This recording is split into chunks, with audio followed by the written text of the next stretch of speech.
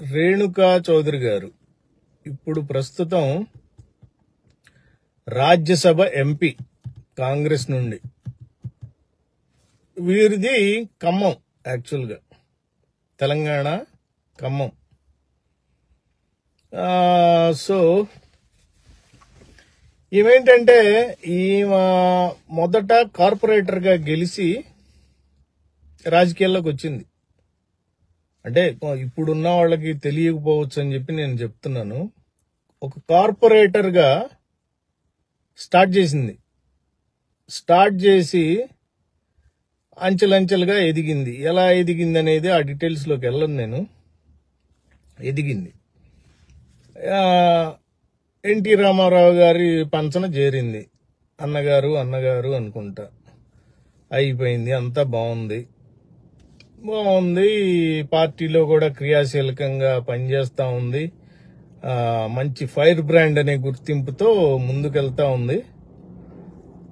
కొన్ని ఇబ్బందుల వలన ఎన్టీ రామారావు గారు ఏం చేశారంటే, ఆ ఇబ్బందులు కూడా నేను ఇక్కడ ప్రస్తావించకూడదు. యాక్చువల్గా అందరికీ తెలిసినవే అయ్యి.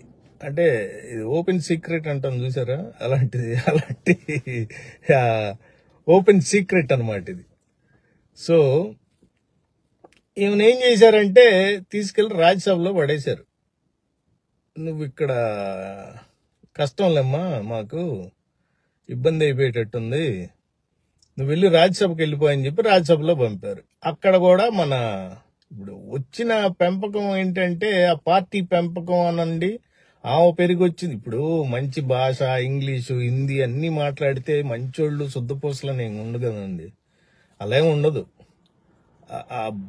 ఒక లేఖితనం అలవాటు పడిన తర్వాత ఆ లేఖితనం కంటిన్యూ అవుతానే ఉంటుంది. నువ్వు ఎక్కడికన్నా ఇల్లు, నువ్వు కార్పొరేటర్గా ఉండు, ఎమ్మెల్యేగా ఉండు, ఎంపీగా ఉండు, చంద్రమండలంలో నిన్ను కూర్చోబెట్టి పెద్ద సింహాసనం వేసి ఎక్కడ కూర్చోబెట్టినా ఆ లేఖితనం అలాగే కంటిన్యూ అవుతానే ఉంటుంది.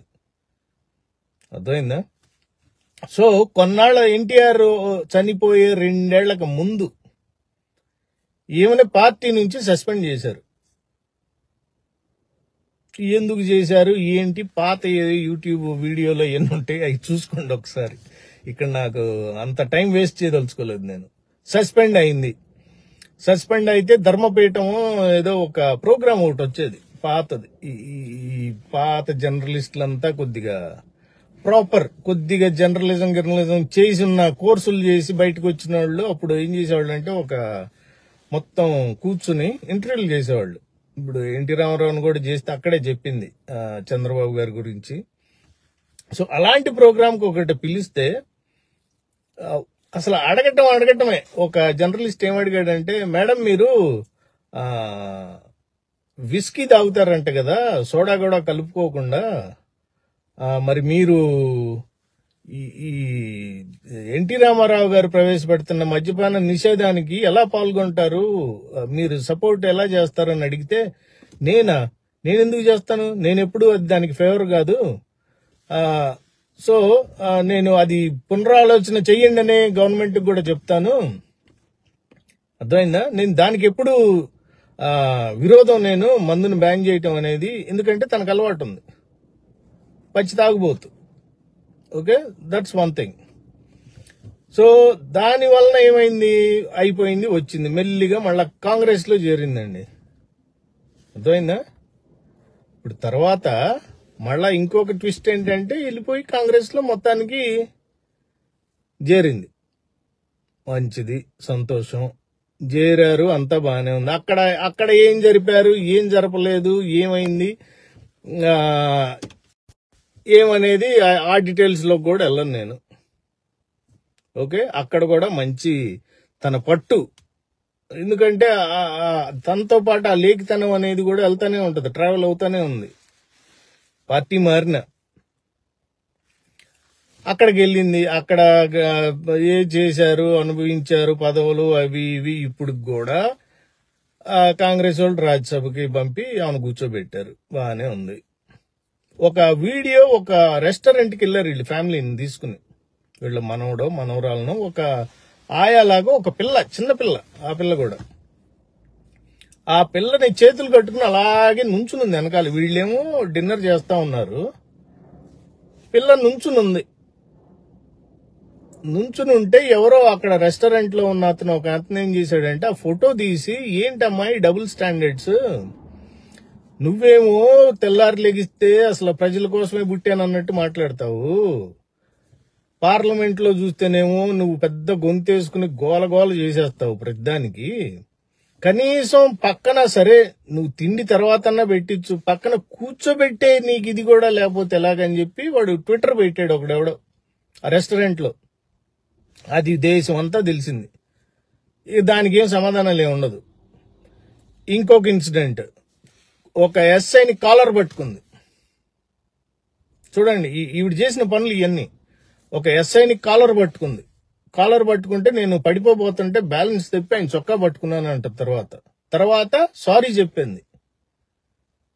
ఒకటి, వీళ్ళ కూతురు గోవాలోనే ఎక్కడో ఒక పబ్ నడుపుతుంది, పబ్ అండ్ రెస్టారెంట్. ఓకే, అక్కడ ఏదో డ్రగ్స్ ఏదో అమ్మటమో ఏదో పట్టుబడటమో జరిగి దాన్ని మూసేయటానికి వీళ్ళు వచ్చినప్పుడు, అబ్బాయి లేదు ఇదంతా కుట్ర, మా అమ్మాయికి దానికి సంబంధమే లేదండి. సంబంధం లేదంటే ఆ డాక్యుమెంట్స్ అవన్నీ చూస్తే registration, she one of the directors అనమాట దానికి, ఆ రెస్టారెంట్ కి. కాదు వీళ్ళు కాదు వాళ్ళు కాదు, మా అమ్మాయికి అసలు సంబంధమే లేదని కొట్టేసింది.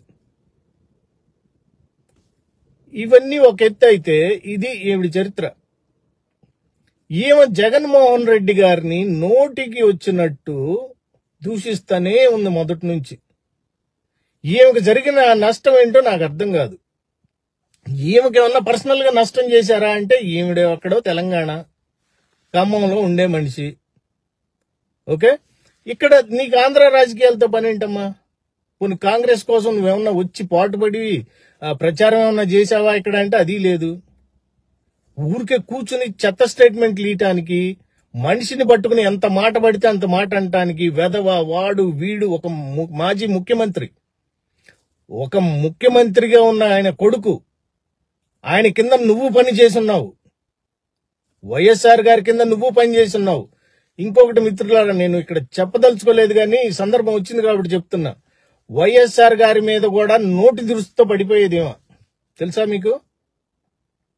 వైఎస్ఆర్ గారిని కూడా ఒక పెద్ద మాట అంది ఆయన ఉన్నప్పుడే, పార్టీలో ఉన్నప్పుడు. సో ఏం అండదండలు ఏంటంటే సోనియా గాంధీ, రాహుల్ గాంధీ గారు. అది ఈవిడి బలం. అది ఎలా మేనేజ్ చేసింది అనేది నాకు తెలియదు, మీకు తెలిస్తే ఎవరన్నా చెప్పండి నాకు.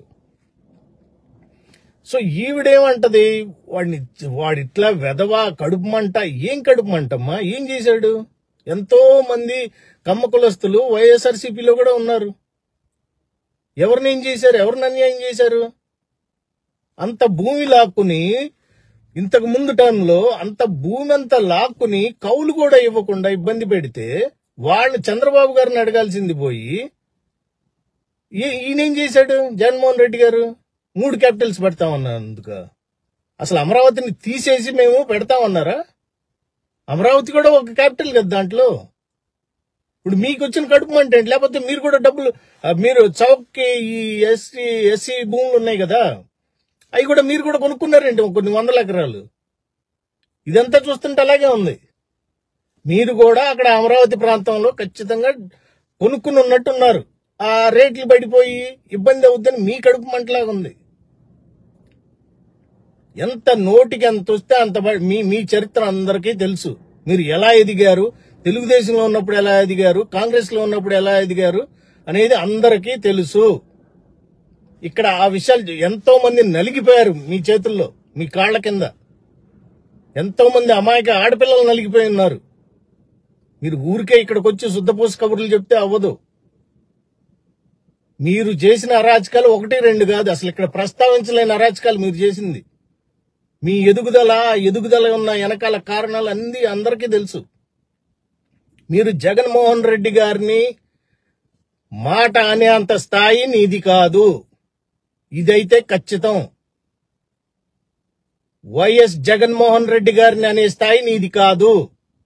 నీది నీచమైన బతుకు, తుచ్చమైన బతుకు నీది. కులాన్ని అడ్డం పెట్టుకుని నువ్వు ఆ మనిషి మీద కడుపు రగిలిపోతుంది, చంపేయాల్సింది విజయం అని కబుర్లు చెప్తున్నావు. నువ్వు చేసిన పనులు ఏంటో చెప్పు. నీ పచ్చి తాగుబోతు. నువ్వు ఫోన్లో ఆ TV5 మూర్తిగాడు ఫోన్ చేస్తే తాగుండి మాట్లాడావా ఏంటి చెప్పు. పిచ్చి పిచ్చిగా తోలనాడితే ఊరుకోరు ఎవరక్కడ. నీకు ఉంటే నువ్వు రాజ్యసభ మెంబర్ అయితే నీ పార్టీ కోసం పోరాడొచ్చి. తెలంగాణ ప్రజలకు కూడా విజ్ఞప్తి అండి ప్లీజ్. తెలంగాణలో వైఎస్ఆర్ గారి అభిమానులు ఎవరన్నా ఉంటే ఇలాంటి వాళ్ళని ప్రోత్సహించే పని మాత్రం చేయకండి ప్లీజ్. ఈవిడ ఎక్కడన్నా ఓట్లు అడగటానికి వచ్చినప్పుడు నిలదీయండి దయచేసి. అక్కడ ఇప్పుడు ఆ కాంగ్రెస్ పార్టీలో ఉందనే, కానీ ఎవరితో పడదు అక్కడ. మళ్ళీ స్టేట్ లో తెలంగాణలో ఎవరితో పడదు.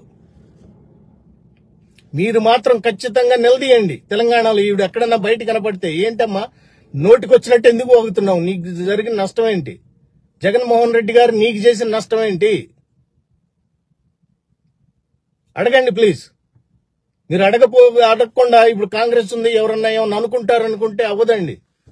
ఇలాంటి వాళ్ళు మనం నోరు ముగించాలి ప్లీజ్. ఏ పార్టీలో ఉన్నా ఇక్కడ కులం ప్రస్తావన కాదండి. కమ్మ కులస్తులు చాలా మంది ఉన్నారు. లాయల్ కమ్మ కులస్తులు వైఎస్ఆర్సీపీకి వెరీ లాయల్ గా ఉన్న వాళ్ళు ఉన్నారు. ఏం కడుపుమంటండి? ఏం చేశాడు మిమ్మల్ని? అసలు ఎంత వస్తే అంత నోటికి మాట్లాడేయటమే. ఒక మాజీ ముఖ్యమంత్రి గుర్తుపెట్టుకోండి. మళ్ళీ వస్తాడు.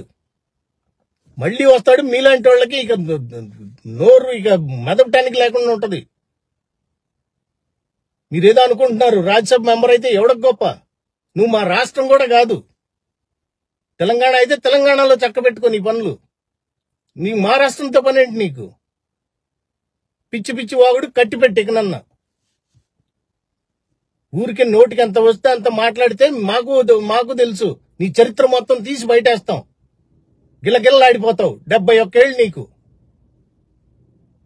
నీ చరిత్ర ఎవరికి తెలియదు అనుకోండి. ముందే చెప్పాను నేను, ఓపెన్ సీక్రెట్ నీ చరిత్ర అందరికీ తెలుసు.